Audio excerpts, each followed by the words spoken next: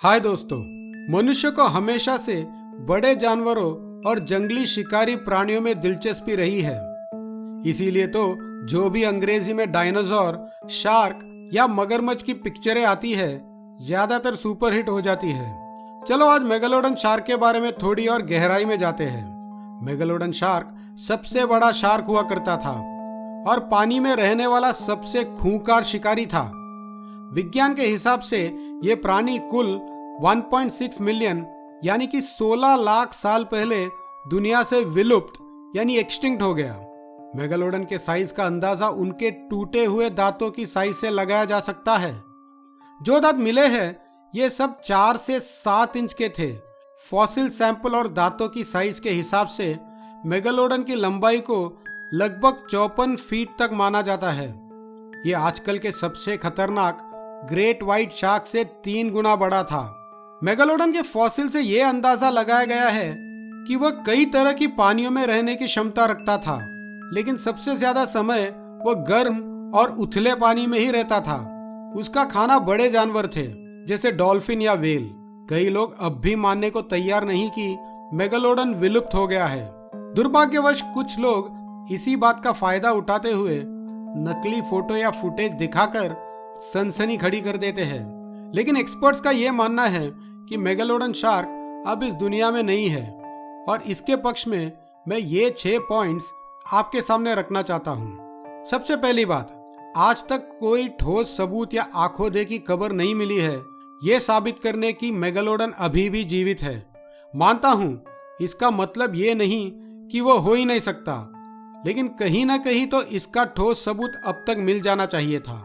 दूसरी बात, जो भी फुटेज या फोटो बताए गए हैं सभी नकली साबित हुए हैं।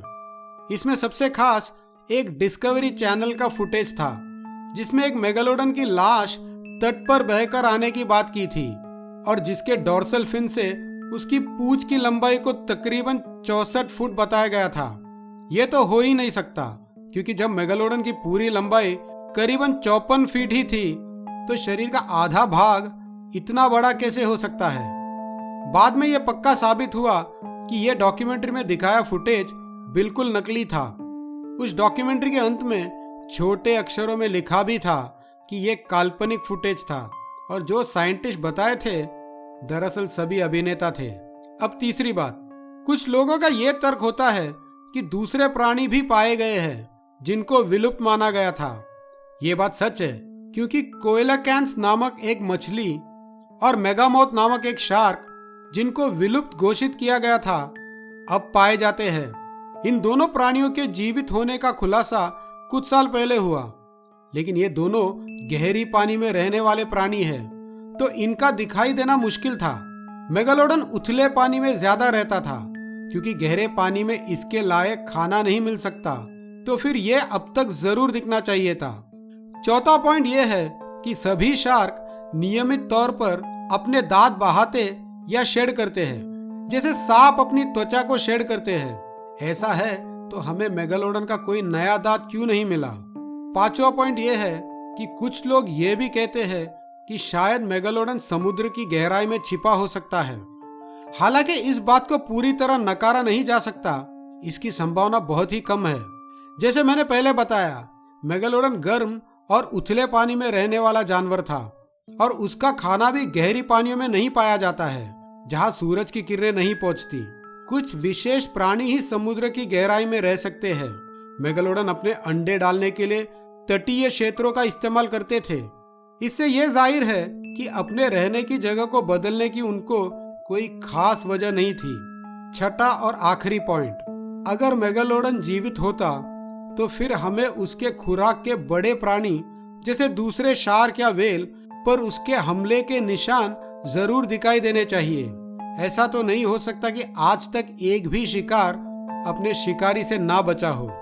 हम सभी जानते हैं कि मनुष्य भी कई मिलियन साल पहले बंदर था और उससे विकसित या इवॉल्व होकर आज का मनुष्य बना है। तो क्या ऐसा नहीं हो सकता कि खाने की कमी या कुछ और कारणों से शायद मेगालोडन समय के साथ विकसित हुआ हो और छोटा हुआ हो? अगर ऐसा हुआ है तो फिर वो मेगालोडन रहा ही नहीं। मेरे ख्याल से हमें इस मुद्दे को यहीं पर खत्म करना चाहिए। बिना ज्यादा सनसनी के। उम्मीद करता हूं कि आपको ये जानकारी मजेदार लगी हो और आपसे अनुरोध करता हूं कि आप इसे लाइक कीजिए और चैनल को सब्सक्राइब कीजिए। वीडियो के नीचे जो बेल बटन है उसे क्लिक कीजिएगा, जिससे नई वीडियो अपलोड होने पर आपको नोटिफिकेशन आ जाएगा। मैं आपसे जल्द ही मिलूंगा, तब तक के लिए धन्यवाद।